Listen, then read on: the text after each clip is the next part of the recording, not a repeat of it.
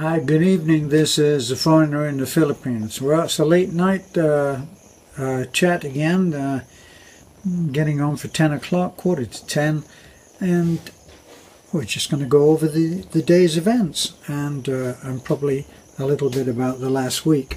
So, we've had an exciting week. We've had Oni, our guest from the US, that came and was instrumental in us being able to take a lot of help to various less fortunate people in the area. So this has all been really good. It's been great fun and really rewarding to be able to go and give a basic necessity, that of food.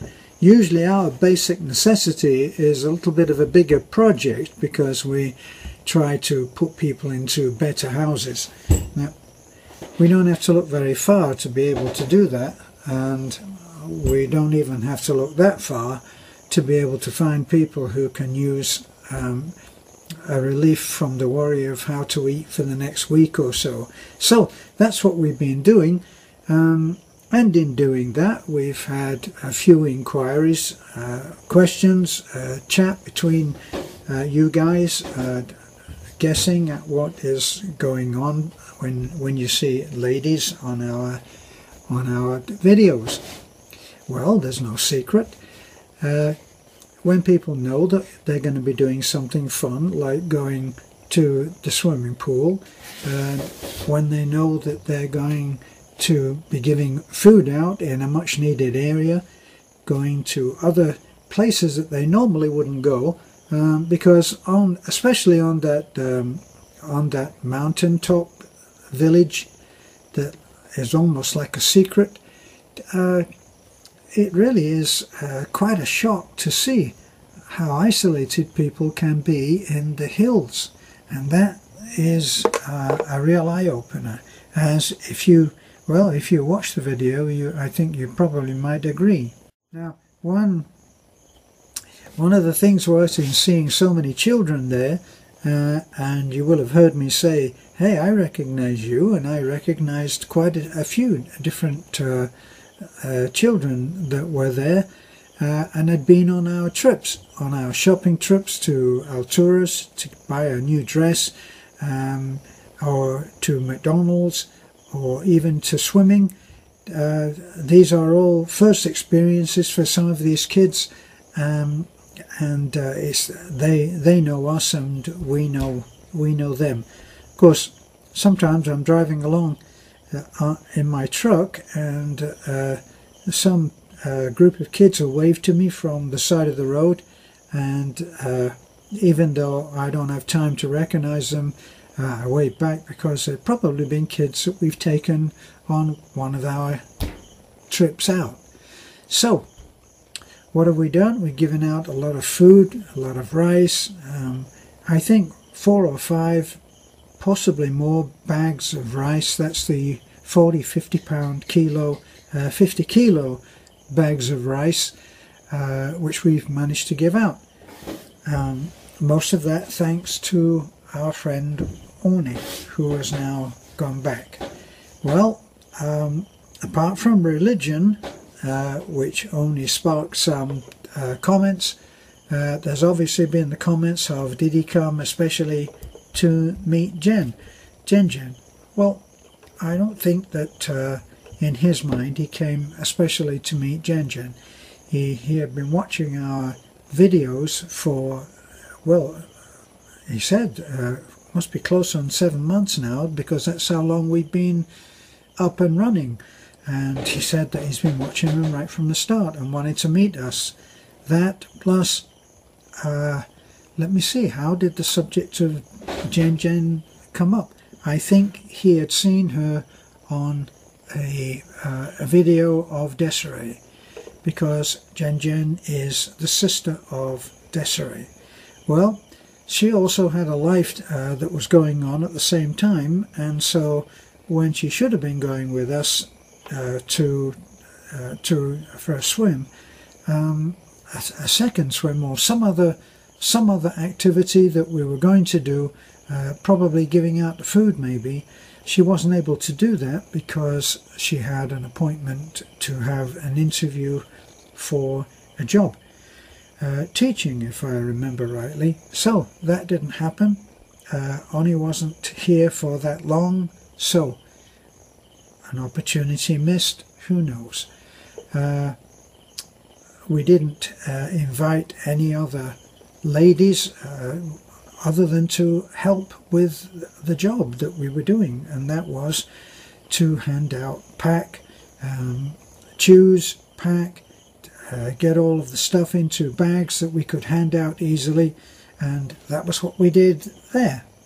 So that was why people were invited, and they came along happily. Whether they were madly in love with Oni, I'm really not sure. Or maybe they just wanted his t-shirt, as one lady said. Can I have your t-shirt? Well, I'm sure he would have given it to you if you were here. But anyway, maybe that's another story and another visit. So keep watching for that t-shirt. Now, what else came up during this time? Well, we did some more videos for our Hot Sexy Filipina series, and I think actually that when we were out on our food giving at the first place, which was for several families over at Beanie's house, which was a good meeting place,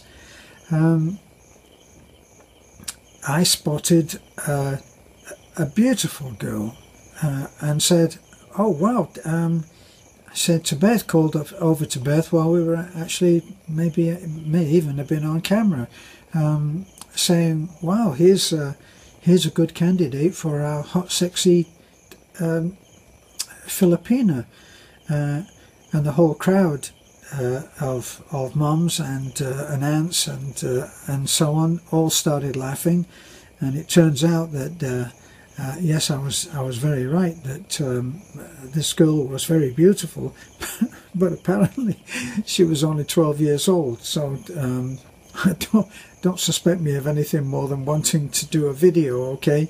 But strangely, I think coincidentally, Sebastian, another one of our eagle-eyed subscribers, said, "I think there's a possible candidate for the Hot Sexy Filipina series," and I think he had spotted the same girl.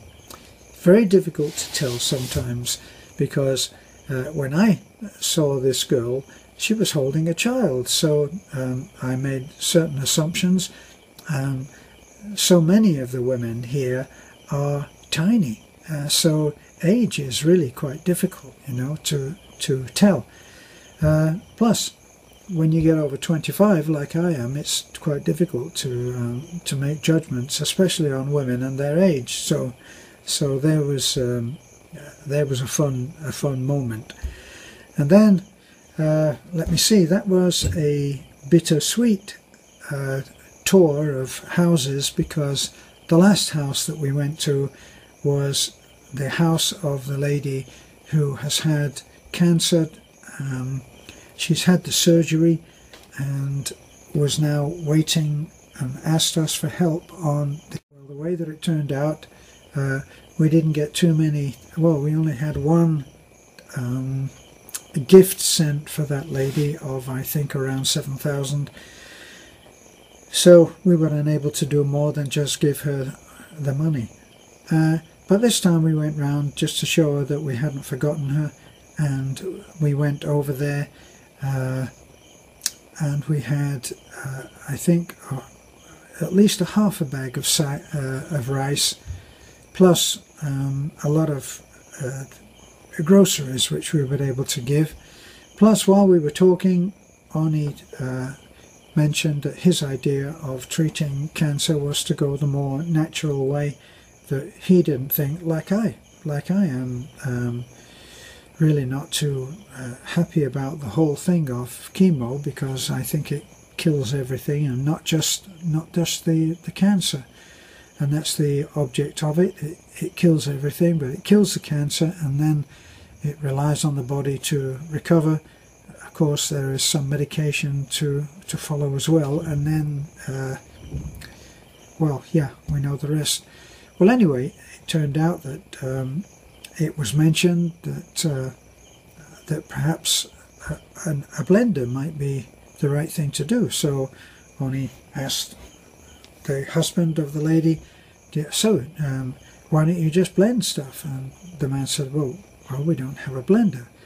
So Oni came up with the money and straight away and said, will you please go out and buy a blender and start to do some vegetables, fruit and stuff like that, which he felt would improve the health of the lady.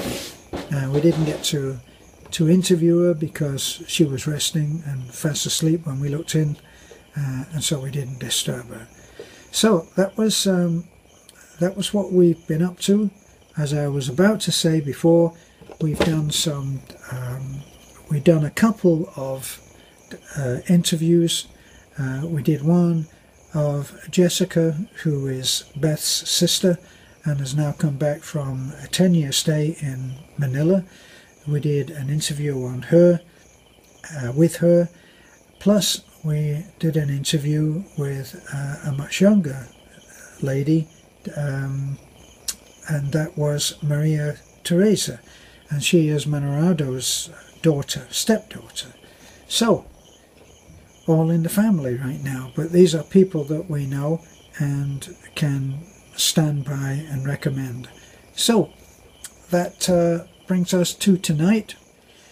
We took a little bit of break off, a bit of a break, and we watched Superman 2, I think, Superman Returns, which I'd seen before, but Beth hadn't seen that, so we took a break.